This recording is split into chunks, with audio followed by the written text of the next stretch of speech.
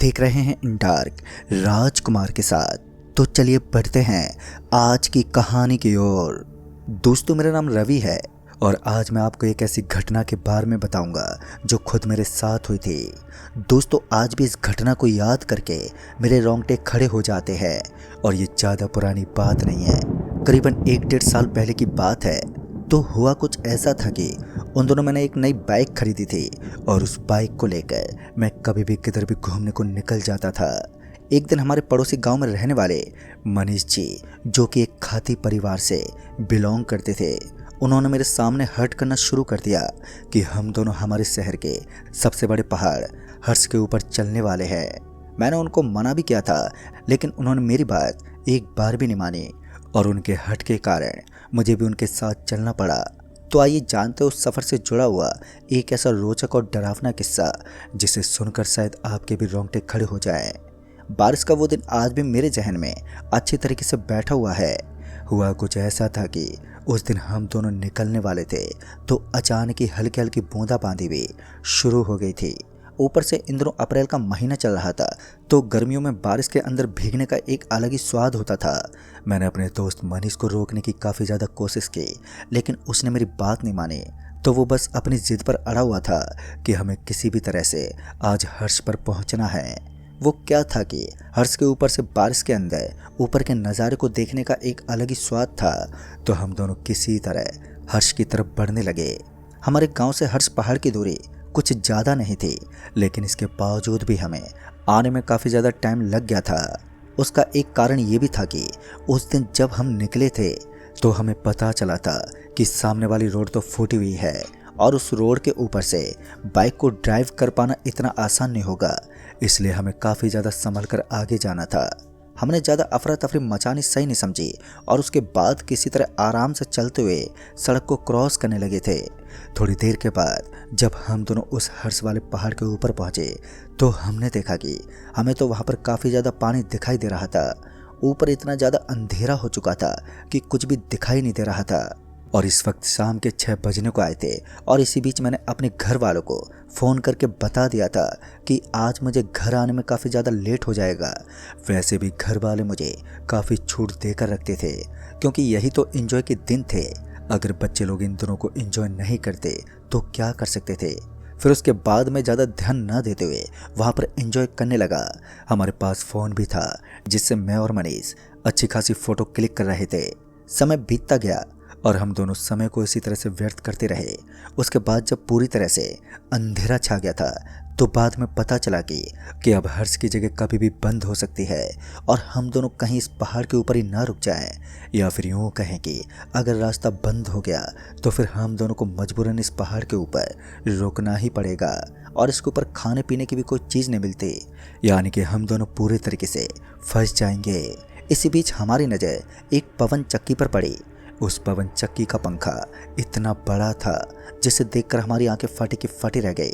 मैंने तो अपनी ज़िंदगी में पहली बार किसी पवन चक्की को देखा था, लेकिन मेरे दोस्त मनीष ने बताया कि वो तो काफ़ी बार आता जाता रहता है। और मैं और मेरा दोस्त मनीष अभी हम दोनों आपस में कुछ बातचीत ही कर रहे थे कि तभी मेरे दोस्त मनीष ने कहा, देख भाई, यहाँ पर ज़्यादा देर तक रुकना ठीक नहीं होगा, हमें जल्दी से यहाँ से निकलना होगा, क्योंकि कभी भी यहाँ पर बारिश हो सकती है और अगर गलती से भी बारिश हुई तो बारिश के साथ साथ हम ओस में भी भीग जाएंगे, क्योंकि बादल इस पहाड़ के आसपास ही मंडराते हैं और कभी भी हमारे ऊपर कोई भी खतरा मंडरा सकता है। इस बार मैंने मनीष की बात मानना ही ठीक समझा और उसके बाद हम दोनों अपनी बाइक पर बैठकर वहाँ से निकलने लगे। तभी वहाँ पर हमें पुलिस कर्मचारी नजर आया। वो जल्दी से हमारे आसपास आया और उसने कहा, देखो जल्दबाजी मत करना और आराम से चले जाना, नीचे का रास्ता थोड़ा ख़राब होगा। आते वक्त तो तुम लोग आराम से आए थे, लेकिन जाते वक्त ढलान होने के कारण बाइक थोड़ी स्पीड से चलेंगी, तो बाइक पर ज़्यादा रेस मत लगाना। उस पुलिस वाले की बात सुनकर मैंने भी ठीक है बोलकर वहाँ से आगे बढ़ना सही समझा। फिर मैं और मेरा दोस्त मनीष हम दोनों हर्ष से निकल गए। जब हम दोनों पहाड़ी से नीचे आए तो हमने देखा कि एक पहाड़ के ऊपर तो हमें बारिश का कोई भी नामो निशान नज़र नहीं आ रहा था, लेकिन जैसे ही हम पहाड़ी से नीचे उतरे तो हमने देखा कि नीचे की तरफ तो पानी भरा पड़ा था। सड़क एकदम गीली हो चुकी थी, ऊपर से बारिश के आने का खतरा मंडरा रहा था और आसमान में जोरों से बिजली कड़क रही थी। तभी मेरे दोस्त ने कहा, यार हमें किसी ढाबे पर रुक जाना चाहिए, क्योंकि हमारे पास बाइक है और दोपहिया गाड़ी हमें कभी भी मुसीबत दे सकती है। मेरे दोस्त मनीष की भी बात सही थी। फिर उसके बाद हम दोनों को काफ़ी ज़ोर की भूख लगी हुई थी, तो मैं और मेरा दोस्त मनीष हम दोनों एक ढाबे के पास गए। उस ढाबे के पास आकर हम दोनों खाना खाने में जुट गए। वहाँ पर भी हमने अच्छा खासा खर्चा किया और उसके बाद हमने सोचा कि अब हमें अपने घर के लिए निकलना चाहिए। इतना सोचने के बाद मैं और मेरा दोस्त मनीष हम दोनों वहाँ से निकलने वाले थे कि तभी उस ढाबे के मालिक ने कहा, देखिए भाई साहब, आगे का रास्ता आपको ठीक नहीं लगेगा और शायद ये बात आपको पहले भी हर्ष के ऊपर उस पुलिस वाले ने कही होगी। फिर मैंने उस ढाबे वाले से कहा, अरे नहीं नहीं भाई साहब, उन्होंने तो ये बताया था कि नीचे जाने वाला रास्ता ठीक नहीं है। अभी हम दोनों इसी तरह बहस में जुटे हुए थे कि तभी मनीष ने कहा, यार मैप के ऊपर तो यही रास्ता दिखा रहा है, इसके अलावा तो कोई और रास्ता ही नहीं है। तभी उस आदमी ने कहा, हाँ आपकी बात सही है, पिपराली जाने का यही एक मार्ग है, लेकिन आप इस बात को भूल रहे हैं कि इस रास्ते के ऊपर रात में कितने ज़्यादा एक्सीडेंट होते हैं और तो और उन एक्सीडेंट के बारे में कुछ अता पता भी नहीं चल पाता कि वो किस तरह से हुए हैं। कभी कभी तो एक अकेले इंसान का बुरा एक्सीडेंट हो जाता है और वो बुरी तरह से मर जाता है। तो आपको भी थोड़ा ध्यान रखना चाहिए। अगर आप चाहें तो एक रात किसी होटल में ठहर सकते हैं, लेकिन रात को यहाँ से निकलना ठीक नहीं होगा। पता नहीं क्यों, लेकिन मुझे उस आदमी की बातों में थोड़ा दम नहीं लग रहा था। फिर मैंने कहा, अरे भाई साहब कोई बात नहीं, आपका बहुत बहुत शुक्रिया, हम ऐसे ही चले जाएंगे, और रही बात एक्सीडेंट की तो हम आराम से चले जाएंगे। इतना कहने के बाद मैंने मनीष को इशारा किया कि वो जल्दी से बाइक को स्टार्ट कर ले और हम दोनों निकल जाएं। मनीष ने भी ऐसा ही किया। वो जल्दी से बाइक के पास पहुंचा और उसने बाइक भी स्टार्ट कर ली। अभी हम दोनों वहां से निकलने वाले थे कि तभी मेरे फ़ोन की घंटी बजने लगी और उसके बाद जैसे ही मैंने अपना फ़ोन निकाला तो मैंने देखा कि फ़ोन पर कोई अननोन नंबर था। सामने से आवाज़ आई, अरे भाई साहब, आप अपना ऑर्डर तो यहीं पर भूल गए हैं। ये सुनकर तो मेरे कान खड़े हो गए। तभी मुझे याद आया कि मैंने ऑनलाइन फ़ोन का एक कवर मंगवाया था और फ़ोन का वो कवर तो हर्ष की पहाड़ के ऊपर ही रह गया था, जिसके ऊपर मेरा नंबर और मेरा नाम भी लिखा हुआ था। एक पल के खातिर तो मेरा माथा सनक गया। फिर मैंने वापस से फ़ोन करके उस आदमी से कहा, भाई साहब आप किसी भी तरह से इस बॉक्स को नीचे तक पहुंचा देंगे। तभी उसने कहा, मैं वही पुलिस वाला बोल रहा हूँ और मैंने आपको बताया था कि नीचे का रास्ता कुछ ठीक नहीं है, तो मैं नीचे नहीं आ सकता और आपको भी इतनी रात को यहाँ पर नहीं आना चाहिए। आप एक काम करो, वहीं पर ठहर जाओ, इधर से एक बाइक वाला गुजरने वाला है तो मैं उसके हाथ में ये डिलीवरी का बॉक्स थमा दूंगा। उसने बताया कि वो बाइक वाला एक दूध वाला है और वो मुझे ये बॉक्स दे देगा। रात के करीबन 10:30 बजने को आए थे, लेकिन उस दूध वाले का कोई ठिकाना नहीं था। समझ में नहीं आ रहा था कि अब हम करें तो करें क्या, क्योंकि अब तो लगातार घनी रात हो रही थी और आगे जाने का रास्ता भी कुछ लोग ठीक नहीं बता रहे थे। ऊपर से बारिश की वजह से भी सड़क की हालत ख़राब हो चुकी थी। मुझे तो खुद समझ में नहीं आ रहा था कि इस वक्त मैं करूं तो करूं क्या। फिर उसके बाद मैंने वापस से उस पुलिस वाले को फ़ोन लगाने की कोशिश की तो उसका फ़ोन नेटवर्क कवरेज क्षेत्र से बाहर बता रहा था। उसके बाद मैं वापस से उस ढाबे वाले के पास पहुंचा और उसे बताया कि मैंने एक अच्छी खासी रकम का एक मोबाइल का कवर मंगवाया था और वो मोबाइल का कवर शायद हर्ष की पहाड़ के ऊपर ही रह गया। क्या वहाँ से कोई दूध वाला आता है? तो उसने बताया कि उस दूध वाले को आने में अब ज़्यादा टाइम नहीं है, वो बस आता ही होगा। सड़क पर इस कदर अंधेरा फैला हुआ था कि कहीं भी रोशनी का कोई नामो निशान नजर नहीं आ रहा था और साथ ही मुझे उस सड़क के ऊपर एक अजीब सी फीलिंग आ रही थी। पता नहीं क्यों, लेकिन ऐसा लग रहा था जैसे कि सड़क के ऊपर हमारा चलना बिल्कुल भी ठीक नहीं है। लेकिन इसके बावजूद भी मुझे अपने पापा की डांट का डर सता रहा था। अगर मैं सही समय पर अपने घर नहीं गया तो पापा मुझे डांट डांट कर मेरा माथा खराब कर देंगे। यही सोचकर मुझे अपने घर के लिए निकलना पड़ रहा था। तभी मेरे फ़ोन की घंटी बजी। मैंने फ़ोन की तरफ देखा तो मेरे पांव तले ज़मीन खिसक गई, क्योंकि फ़ोन मेरे पापा का ही था। पापा का फ़ोन आता देखकर मैं तो ऊपर से नीचे तक पूरा कांपने लगा। तभी मैंने फ़ोन उठाया तो सामने से आवाज़ आई, अरे बेटा कहाँ हो तुम और घर पर क्यों नहीं आए?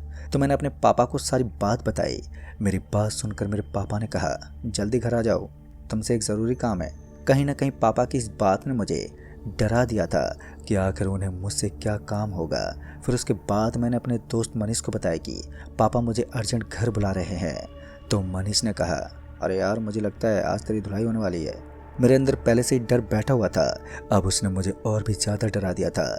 इसी बीच वो दूध वाला भी वहाँ पर पहुँच गया, जिसने हमें बॉक्स थमाते हुए कहा, ये लीजिए साहब, यही है ना आपका बॉक्स? जब मैंने बॉक्स की तरफ देखा तो मैंने उस दूध वाले से कहा, हाँ भाई साहब यही है, आपका बहुत बहुत धन्यवाद। इतना कह कर मैं वहाँ से निकलने ही वाला था कि तभी उस दूध वाले ने कहा, भाई साहब आप इतनी रात को इस रास्ते से जाएंगे? तो मैंने अपनी गर्दन हाँ में हिलाते हुए कहा, हाँ भाई साहब यही है हमारे गाँव का रास्ता। तभी उसने कहा, थोड़ा संभल कर जाना, रास्ता कुछ ठीक नहीं है। मैंने इस बात को एक बार नहीं सुना था बल्कि कई बार सुन चुका था कि रास्ता खराब है, रास्ता खराब है, लेकिन मुझे इस बात पर विश्वास नहीं हो रहा था और मुझे ना ही ये बात समझ में आ रही थी कि आज रास्ता किस तरह से खराब है। आते वक्त रास्ता बिल्कुल सही था। फिर उसके बाद उन सभी बातों को नज़रअंदाज करके मैं आगे की तरफ बढ़ रहा था कि तभी मेरी नज़र उस डिलीवरी वाले बॉक्स पर पड़ी। तो मैंने देखा कि उस बॉक्स के नीचे कुछ लगा हुआ था। ऐसा लग रहा था कि किसी ने उसके ऊपर राख लगा दी हो। शायद मैंने उस डिलीवरी वाले बॉक्स को आते वक्त मूर्ति वाली हवन के पास रखा था तो वो उछलकर उसके अंदर तो नहीं गिर गई। फिर मैंने सोचा कि चलो इसका कुछ बिगड़ा ही नहीं है तो अब मुझे जानकर भी क्या करना है। फिर उसके बाद मेरे दोस्त मनीष ने बाइक की स्पीड को इंक्रीज करना शुरू कर दिया। हम दोनों वहाँ से कुछ दूर आगे आए ही थे कि अचानक ही हल्की हल्की बारिश होने लगी और बाइक के ऊपर हमें बारिश की बूंदें कुछ अच्छी नहीं लग रही थी। इसलिए मैंने अपने दोस्त को बाइक को रोकने को कहा। तभी मनीष ने बताया कि यहाँ आसपास में कोई भी ऐसी जगह नहीं दिखाई दे रही जिसके नीचे बाइक रोक सके और हम दोनों पानी की बूंदों से अपना बचाव कर सकें। तभी कुछ दूर आगे एक पेड़ दिखा तो मैंने देखा कि उस पेड़ के नीचे काफ़ी ज़्यादा छाया नजर आ रही थी और हमारी बाइक को थामने का वो एक उत्तम स्थान था। मैंने अपनी बाइक को वहीं रुकवा लिया और फिर हम दोनों बाइक से नीचे उतर गए। हमने देखा कि वो पीपल का एक लंबा घना पेड़ था जिसके नीचे चादर बिछी हुई थी। शायद दोपहर में लोग यहाँ पर ताश पत्ती खेलते थे, क्योंकि ऐसा हर गांव में होता है कि जिस गांव के अंदर पीपल का पेड़ बना हुआ था उसके नीचे लोग ज़रूर ताश पत्ती खेला करते हैं। ऐसा मैंने कई गाँव में देखा था। मैंने अपने दोस्त मनीष से कहा, भाई चल वहाँ पर आकर बैठते हैं। फिर हम दोनों जल्दी से वहीं पर एक चादर के ऊपर बैठ गए। तभी हमने देखा कि वहाँ पानी की एक बूंद तक नजर नहीं आ रही थी। पीपल के पेड़ वाली जगह भी काफ़ी वीरान थी, वहाँ पर हमें कोई भी नज़र नहीं आ रहा था। फिर मेरी नज़र वहीं पर बनी हुई एक सरकारी स्कूल पर पड़ी तो मैंने देखा कि उसके आगे लोहे का एक ताला लटका हुआ था जिसके ऊपर अब जंग लग चुकी थी। वो स्कूल उस पीपल के पेड़ के एकदम करीबी बनी हुई थी तो वो हमें साफ साफ नज़र आ रही थी और उसका ताला भी उस कड़कड़ाती हुई बिजली के अंदर साफ साफ नज़र आ रहा था। स्कूल की हालत भी कुछ ठीक नहीं थी और पता चल रहा था कि स्कूल बंद हो चुकी है। इस बीच मनीष ने कहा, भाई मुझे नहीं लगता आज की रात बारिश थमने वाली है, हमें बीच बारिश में ही अपनी बाइक को लेकर निकलना होगा। लेकिन मैंने मनीष को समझाते हुए कहा, तू चिंता मत कर, कुछ देर के बाद बारिश थम जाएगी, फिर हम दोनों आराम से घर चलेंगे। पहले मैं तेरे को तेरे घर ड्रॉप कर दूंगा और फिर अपने घर चला जाऊंगा। मुझे और मेरे दोस्त को अब इंतजार था तो बारिश के रुकने का। आज बारिश मानो थमने का नाम तक नहीं ले रही थी। ऐसा लग रहा था कि बारिश आज पूरे मूड से बरस रही है और मैं और मेरा दोस्त मनीष अभी भी हम दोनों उस पीपल वाले पेड़ के नीचे बैठे हुए थे कि तभी हम दोनों को ऐसा लगा कि हमारे अलावा यहाँ कोई और भी है, क्योंकि वहाँ अचानक एक हल्की सी हलचल हुई थी और उस हलचल को महसूस करके ही मेरे दिल की धड़कनें तेज हो गई थी। मुझे लगा मनीष मुझे डराने की कोशिश कर रहा है। मैंने मनीष से कहा, अब यार तू क्या कर रहा है? तो इस पर मनीष मुझे सामने से आवाज़ देते हुए बोला, भाई तुझे नहीं लगता यहाँ पर कुछ अजीब सा चल रहा है? तो मैंने बड़े ही गौर से अपने आजू बाजू की जगह को देखा तो सच कहूँ तो उस वक्त मेरे शरीर के रोंगटे खड़े हो गए थे, क्योंकि वो जगह इतनी ज़्यादा वीरान थी कि उसके अंदर एक अजीब सा डर बना हुआ था। पर पता नहीं क्यों लेकिन ऐसा लग रहा था जैसे कि यहाँ कुछ अजीब सा होने वाला है। मुझे तो अब तक कुछ भी समझ में नहीं आ रहा था, मेरा तो पूरा दिमाग ही घूम रहा था। तभी अचानक ही मेरे दोस्त मनीष को ऐसा लगने लगा कि उसके पीछे कोई बैठा हुआ है और उसके कंधे पर किसी की गर्म गर्म सांस आ रही थी। फिर उसके बाद जैसे मनीष ने अपनी गर्दन को घुमाते हुए अपने पीछे की तरफ देखा तो उसकी आंखें फटी की फटी रह गई, क्योंकि उसने देखा कि उसके पीछे की तरफ एक कुत्ता नजर आ रहा था। लेकिन डर की बात तो ये थी कि वो एक कुत्ता था, बल्कि डरा देने वाली बात ये थी कि उस कुत्ते की गर्दन नहीं थी।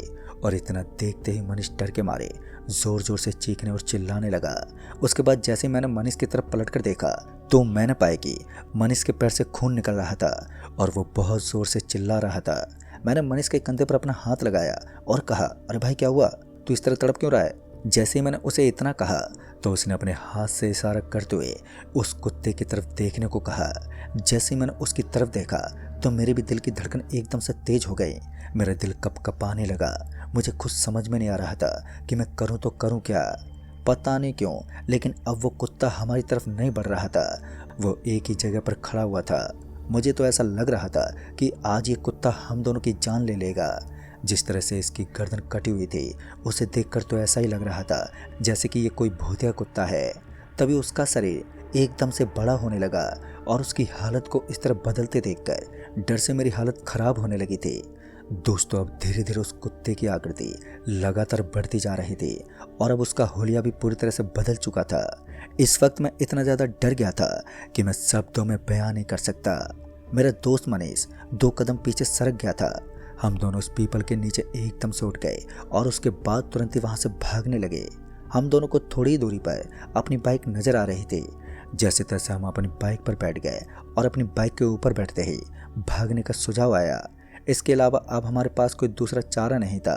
इस बार मैंने अपनी बाइक ड्राइव करना शुरू कर दिया था और जब मैं ड्राइव करता था तो मनीष भी डर के मारे चीख पड़ता था, क्योंकि बाइक चलाते वक्त मैं अपनी बाइक की रफ्तार को काफ़ी ज़्यादा रखता था और सारे लड़के मेरे पीछे बैठने से डरा करते थे। लेकिन आज वो वक्त था जब मुझे अपनी उसी आदत से पेश आना था।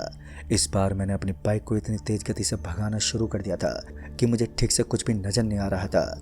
एक तो वो नई बाइक थी जिस वजह से उसका पिकअप भी बहुत शानदार था, ऊपर से उसके ब्रेक और भी ऐसी सारी चीज़ें एकदम मज़ेदार थी जो उसको भगाने का एक अलग ही स्वाद देती हैं। एक बार के लिए जब हम दोनों ने पीछे पलट कर देखा तो हमने पाया कि वो एक काले रंग का गर्दन कटा हुआ कुत्ता अभी भी हमारे पीछे भाग रहा था। अब तक मुझे एक बात समझ में नहीं आ रही थी कि आखिर ये कुत्ता हमारे पीछे क्यों भाग रहा है। हालांकि जब से मनीष के शरीर पर उसने काटा था तब से मनीष के पूरे शरीर के अंदर एक अजीब सा खून खोल रहा था। उसे अपनी बॉडी के अंदर एक अजीब सा दर्द महसूस हो रहा था। तभी मनीष ने बताया कि अब उसका जी घबरा रहा है, उसे उल्टी करने का मन करने लगा है। मैं समझ गया था कि उस कुत्ते के अंदर पॉइजन भरा हुआ था और मुझे जल्दी से जल्दी मनीष को हॉस्पिटल में पहुंचाना होगा। फिर मैं एक बार के लिए मनीष के पैर की तरफ देखने लगा तो मैंने पाया कि अब उसका पैर लाल हो चुका था। उसके पूरे पैर के अंदर लालिमा छा गई थी और ऐसा लग रहा था कि जैसे उसके पैर के ऊपर किसी ने लाल रंग लगा दिया हो। मैंने मनीष से कहा, तो एक काम कर, इस बॉक्स के ऊपर जो राख लगी हुई है ना, वो अपने पैर के ऊपर छिड़क दे, देखते हैं कुछ होता भी या नहीं। उसके बाद मनीष ने वो बॉक्स निकाला और जब मनीष ने उस बॉक्स के ऊपर लगी हुई राख को अपने पैर के ऊपर लगाया तो मैंने देखा कि उसका पैर एकदम से ठीक होने लगा। मुझे समझ में नहीं आ रहा था कि ये कैसे हुआ। कुछ देर के अंदर उसका पैर एकदम से ठीक हो गया। मैं समझ गया था कि ये सब उस हवन की राख का कमाल है और अब मैं इतना जान चुका था कि हमारी इस दुनिया में भगवान भी होते हैं और अब मुझे जल्दी से जल्द मनीष को किसी हॉस्पिटल के बजाय किसी मंदिर में पहुंचाना होगा। लेकिन यहाँ तो आजू बाजू में कोई मंदिर भी मौजूद ही नहीं था। दिमाग में काफ़ी सारे सवाल थे लेकिन उनका जवाब नहीं मिल पा रहा था। फिर उसके बाद मैंने अपनी बाइक की रफ्तार को लगातार बढ़ाना शुरू कर दिया। बाइक स्पीड से दौड़ रही थी। तभी मनीष ने बताया कि अब उसका शरीर नॉर्मल होने लगा है। कहीं ना कहीं मैं इस बात को पूरी तरीके से समझ गया था कि उसके ठीक होने का एक कारण भगवान के हवन की राख है जिसने हमारी सहायता की है। उसके बाद मैंने मनीष से कहा, भाई एक काम कर, अपने माथे पर इस राख का एक तिलक लगा ले और उसके साथ ही मेरे माथे पर भी एक तिलक कर दे ताकि हम दोनों को वो काली शक्ति कोई हानि ना पहुंचा सके।